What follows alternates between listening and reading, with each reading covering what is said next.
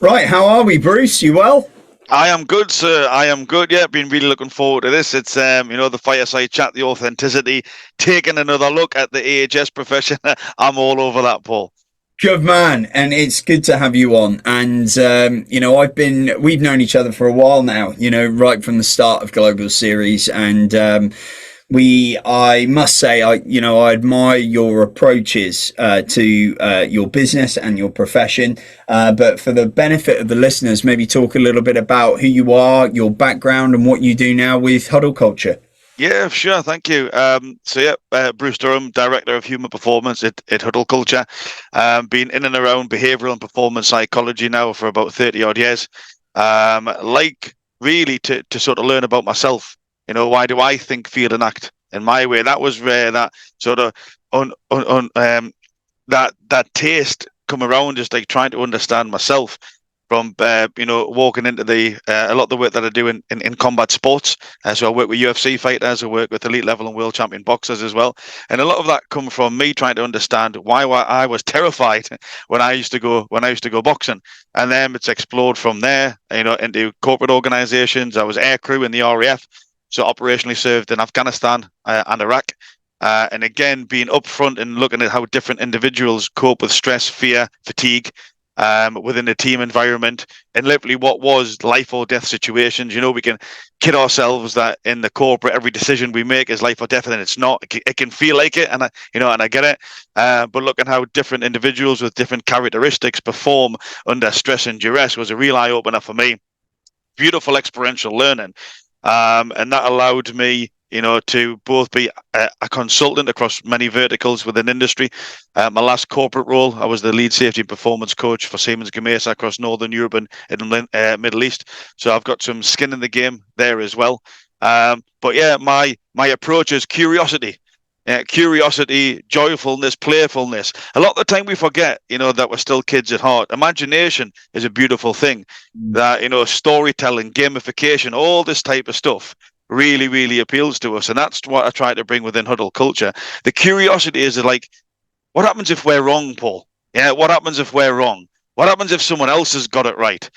Very rarely is that narrative, presented. We tend to come to the table as if we know everything. And one of the things of knowing nothing about an industry is it forces you to ask questions like, why do you do this? Is that the best way? Who says? What evidence have you got? And I just enjoy that. I call it around the campfire.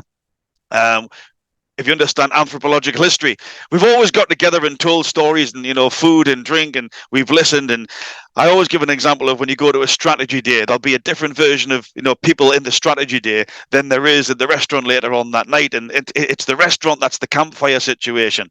And there's a different energy and there's a different feel. And that's what I try to bring into a lot of the work with Huddle Culture.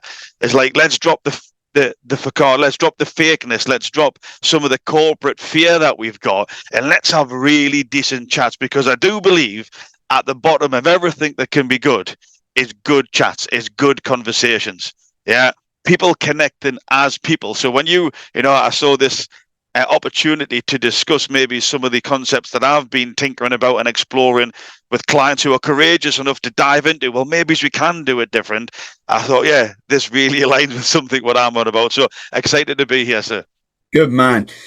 I like what you said about the high performance stuff. One thing that I've noticed in my tenure in the EHS event space is we see, and I mean this with all due respect, a lot of people talking about high performance when it's a serious incident and how people have bounced back. Right? There's a lot of talks around people that have major accidents and how they then have come through that and then developed and bounce back. And I love high performance, or I'm really intrigued by high performance when you're at the top of your game. And I'm assuming certainly with the MMA fighters and the and the boxers that you work with, that seems to be, or that's quite a case, right? Is how these guys continue to perform at high performance when they're performing well. Yeah, for sure. And do you know what it is? It's really about, to the best of your ability, just making sure all your ducks are lined up as best as you can. Yeah. Why wouldn't you want to line all your ducks up? That's one of the things that we look in deeply within the Think Feel Act.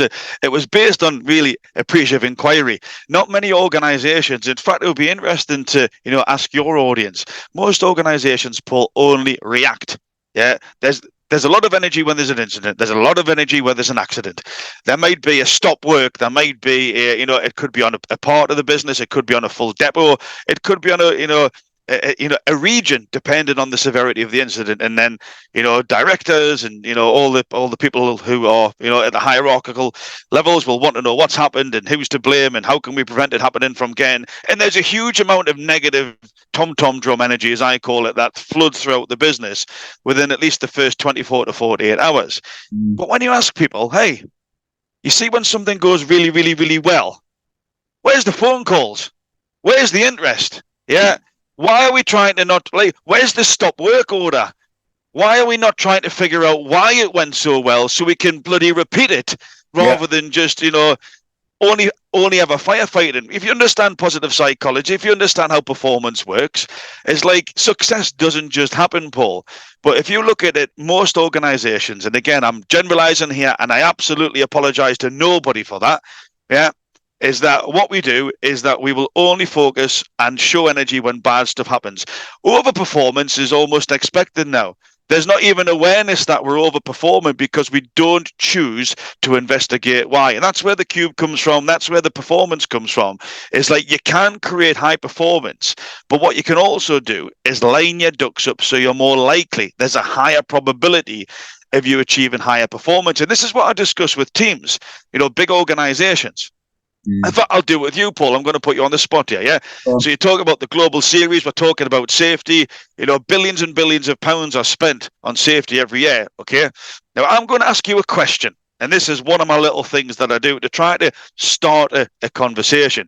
And I want you to notice how quick you can answer it, Paul, okay? I want you to notice how quick you can answer it. So the first one, I'm not trying to catch you out here, by the way, okay? I'm generally asking what it is. There's no ulterior motive. It is what you think it is, so just give us the answer. And I'm going to do exactly the same for the second one, okay? Yeah? So the first question is, what is 2 plus 2, Paul? 4. 4. Brilliant. Cool. Fantastic. Rapid answer there, yeah? Now, what is safety, Paul? Oh. Boom, there we go. All right, there we go. There's the opportunity, my friend, okay? Yeah. Because we talk about safety as if we know what it is that we're talking about, and we'll nod and we'll laugh and we'll hold people to account for it. But one of the real good things that gets a good conversation going about safety is the acknowledgement that it isn't as granular or as specific as what's 2 plus 2. So let's embrace that. Let's acknowledge that. Let's actually do some work. Like, what does it mean to us when we're talking about it? Because we're talking about it every blooming day. Let's actually start getting into the detail there. And once companies actually acknowledge, you know what? Maybe we don't know what it is that we're talking about. Maybe we don't know what it is what we're holding people to account. That's when you look, okay, is safety even a thing?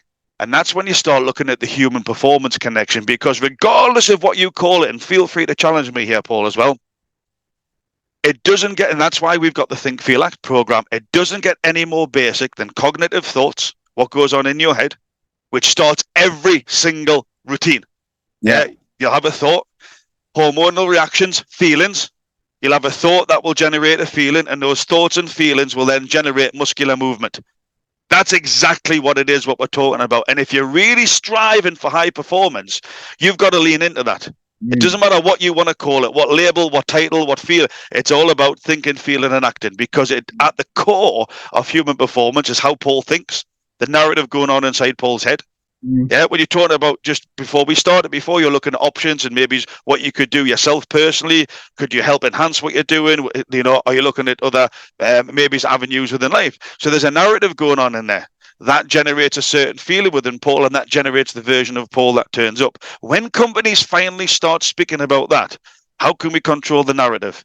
How can we control the feelings? You'll get the muscular movement, or more of the actual performance, the actions that you're after, not by focusing them, but by focusing what's driving it. You'll understand this, Paul. You can have the best training camp in the world. Again, I'll take it back to combat sports. It doesn't matter where you are, building a pylon, whether you're on an oil and gas rig, or whether you're walking out to 50 million people watching you worldwide as you know, walk towards the octagon. The fact is that if you're not telling yourself the right thing, you're in a bad place. Yeah. Because you're feeling not great. And then that means the version of Paul that turns up isn't great. And when you're interested in people and you want to maximize, sometimes people think about me, oh, Bruce is a hippie type of guy, Paul. Yeah. He sits on the side of a hill, smoking ganja with cymbals and singing songs with beads in his hair and stuff like that, right? Because I get it, heads and hearts. No. If you're truly focused on optimizing people performance, you've got to become obsessed with heads and hearts, because that's all that we are, brother. Heads, hearts, and then actions, Paul. Love that. I'm going to circle back, if I may, to what you were saying about being reactive, because I find that fascinating, because it's something that I've been exploring, certainly in myself, but also I'm very aware when I'm in communication with other people. And we're doing quite a lot of work on detailed communication with a lot of the podcasts. I think it was Stephen R. Covey said the biggest communication problem is we do not listen to understand, we listen to reply. And I found that fascinating in the world of work and education and innovation. What do you think is the biggest issue at the moment with EHS in terms of actual innovation, learning, development, and striving towards really pushing the needle forward? Because we have come a long way in safety, but I strongly believe that we've kind of got a bit stuck. Why do you think that is? So the first question you asked was about, the communication within EHS. And one of the things that I've noticed throughout my career within EHS is that, have we really got the conviction, to earn our place at that top table? Because there's a lot of EH staff that I work with and have worked for don't believe they've got a place at the top table, Paul. They're very subservient. They, not prepared to challenge the status quo, not prepared to be a courageous disruptor. That's where I really think we can grow, the actual profession. Is in pulling it apart, looking at our own confidence levels, Paul. How confident are we to walk into that senior leadership team meeting, actually not just take what the CEO says because she or he is the CEO, but as well, no, this is the right thing to do. And actually, I don't believe you, or I don't agree with you, or I've got a different perception about you. So let's have a good chat about it and let's go backwards and forwards. It could be that courageous confidence when I'm working with clients to be able to say, and again, offer without fear. It's never about being right or wrong, Paul. It's about saying, this is how Bruce feels, in a way that we can actually do that. And when you reference, we don't listen, or the intent of really receiving what's going on, that's, at the core of it. It's about formulating a response. That's not a uncommon phenomenon. We are all designed, I would say the majority of us, if you look at the bell curve, are all designed to maybe send more than we are receive. Yeah. And you can see this within meetings, Paul. I mean, let's just call it out here for your audience. In fact, I'll ask you, when you get up to talk, do you want to be listened to? Do you want people to listen that the information Paul's got? Absolutely.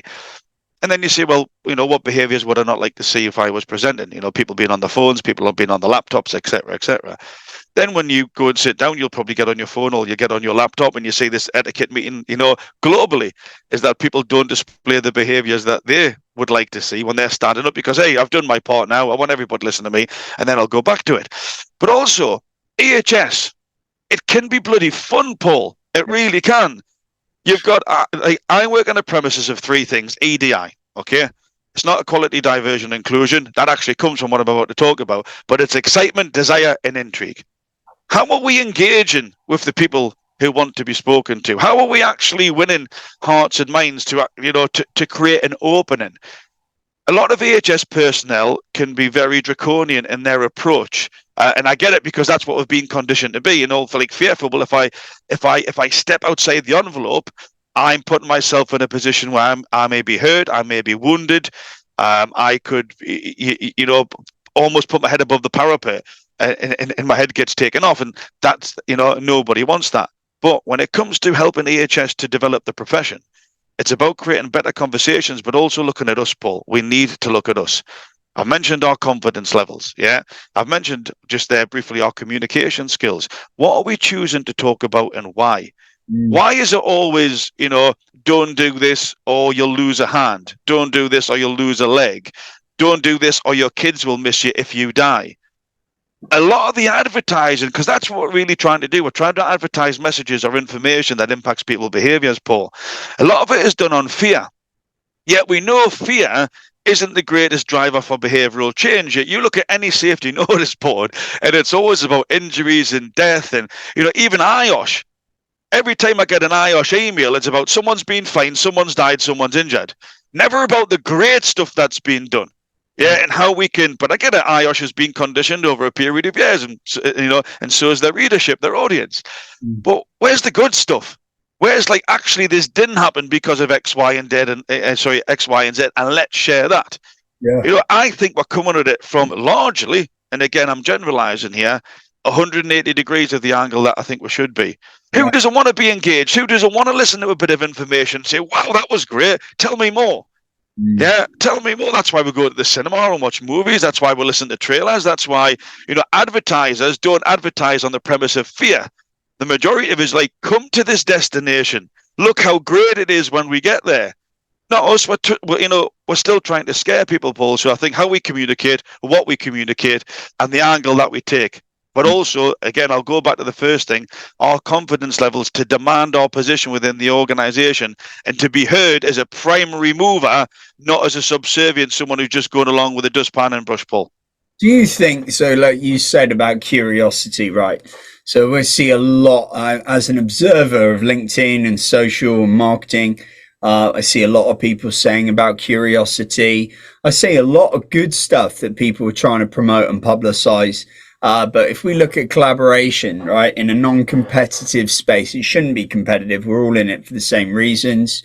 If you come up with something, a really, fantastic idea in safety that can, change the game, there's no competition over somebody else in safety, whether you came up with the idea or somebody else did. Do you generally and honestly think that the profession is collaborative enough? I think there's definitely room for improvement. I think we don't know how to be collaborative, Paul. That's my honest thought. Is there's no mechanisms in place. There's no, there's no trigger points. There's no events. Obviously, I know you've got a fantastic event. You've got a fantastic series of events, Paul. But I don't see anywhere where if you talk about what we just referenced at the start, that campfire, that sort of space to actually say, this is what we're here to do. And I do think that's a huge opportunity for you, and any other organizations who are moving in your space. Nobody's really providing a space where HSE professionals could come together and talk and share ideas. And I think that's where a lot of opportunity lies. It's yes, I know we'll go to events and some people will stand up and talk. But sharing ideas and sharing stories and being able to give your feedback instead of just, going for a day and being talked at. There are golden nuggets within there. What I'm saying is there's another opportunity that lies next to it about creating that campfire space there in order to do that.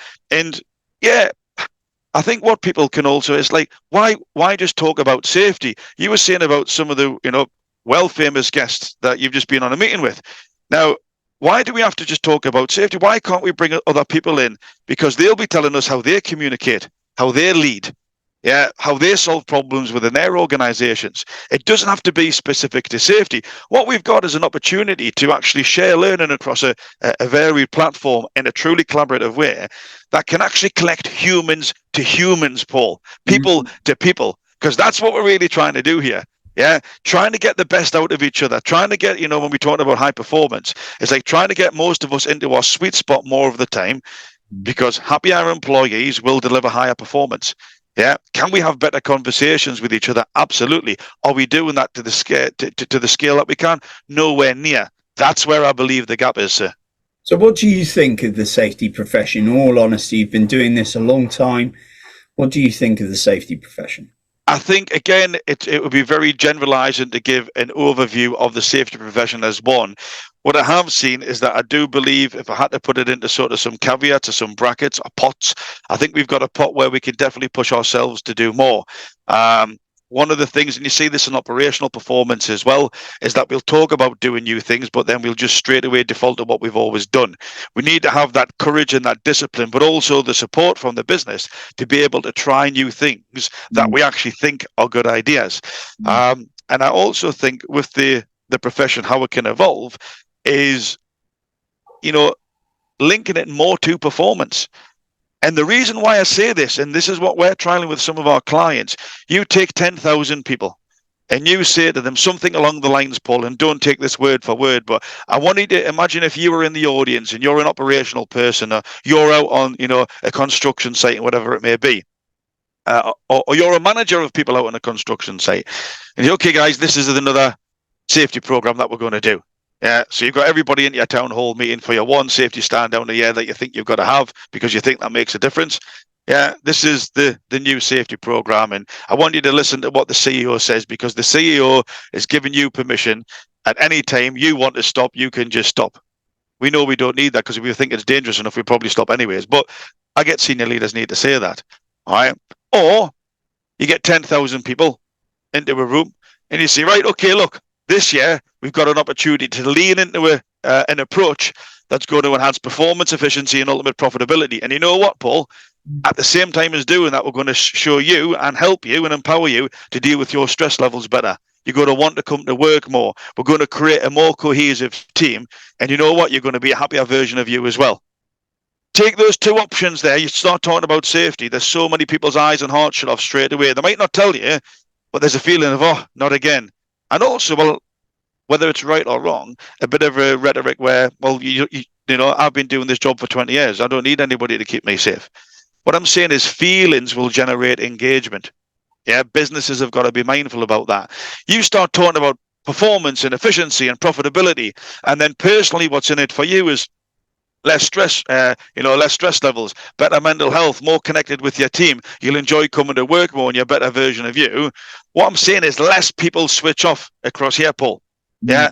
And if more people are listening, then you've got more people who are engaged and you can implement. So you actually can influence safety by talking about safety less and creating more of a desire to engage in the stuff that you're talking about.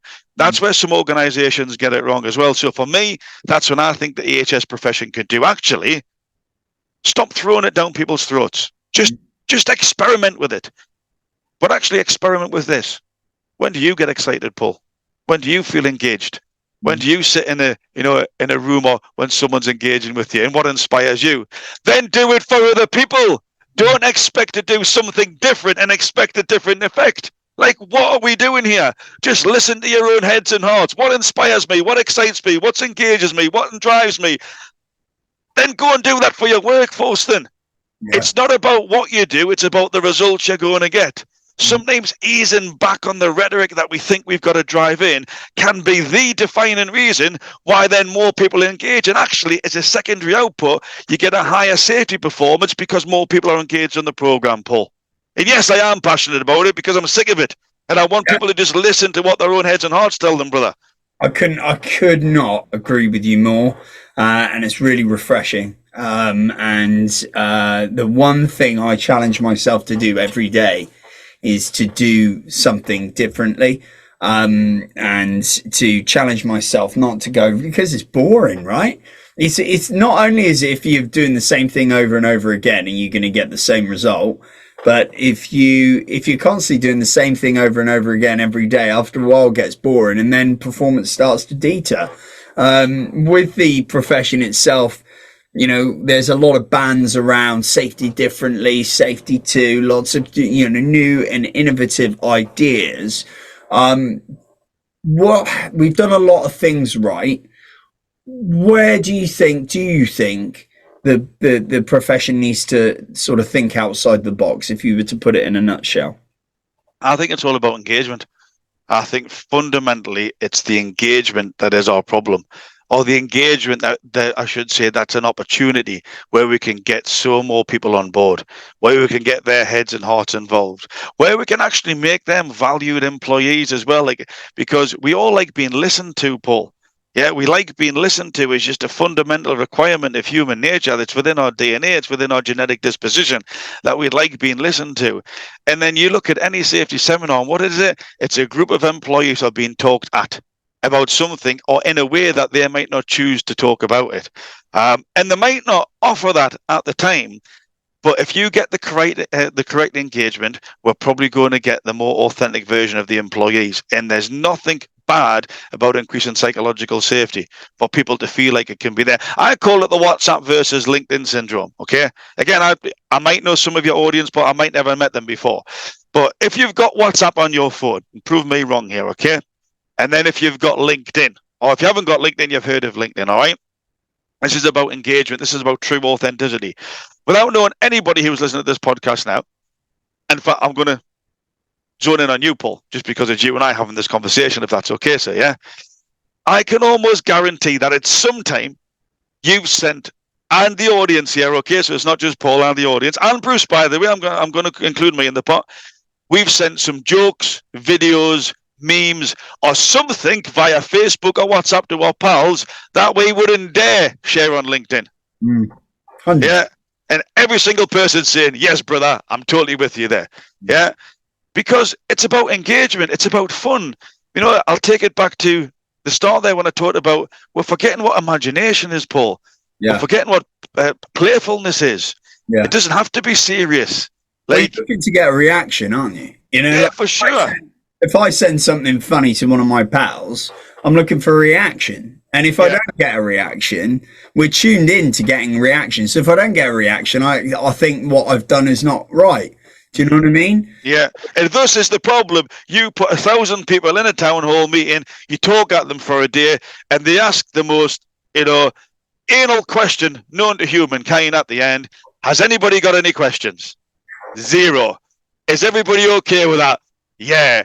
Because you haven't engaged them. You haven't given them the platform to be collaborative, to share ideas, to be them, to push boundaries, to change how it's always been done.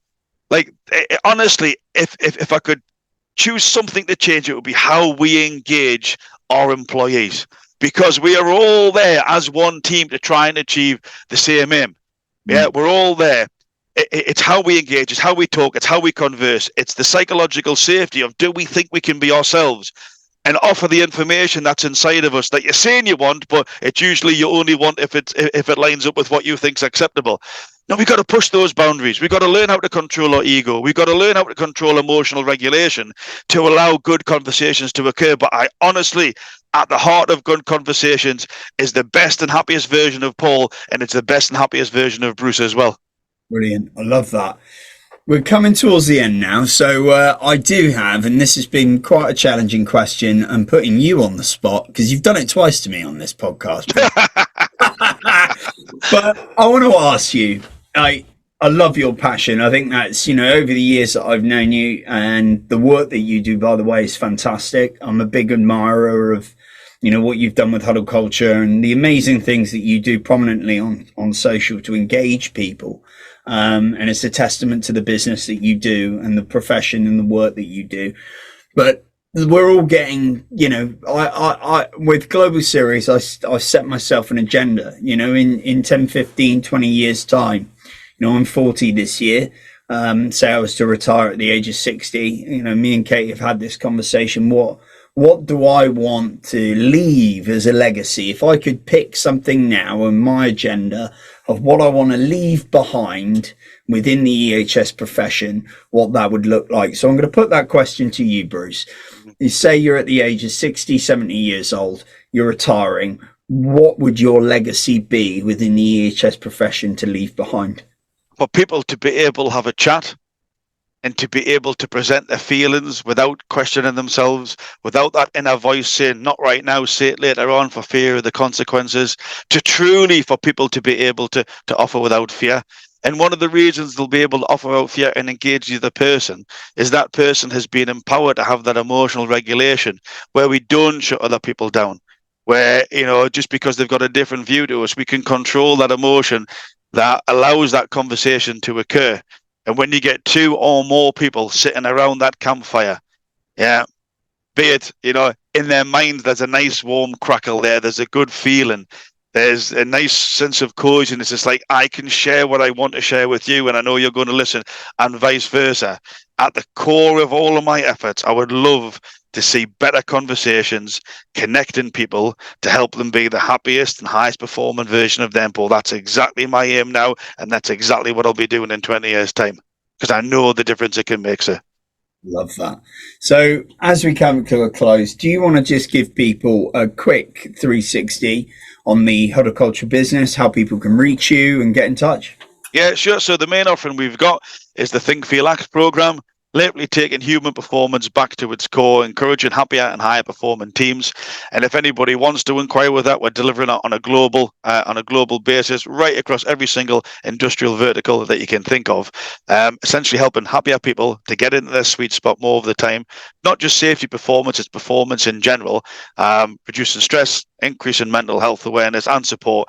But it's all about putting smiles on people's faces. If you can put more smiles on your employees' faces, I guarantee, as an output, you've got a higher performing and profitable business who are having less accidents. Not by focusing on that, but by focusing on help them be the best them. And if anybody wants to talk about it, Bruce at huddleculture.com or Bruce Durham on LinkedIn. Fantastic. Bruce, it's been an absolute pleasure having you on the Changing Safety podcast.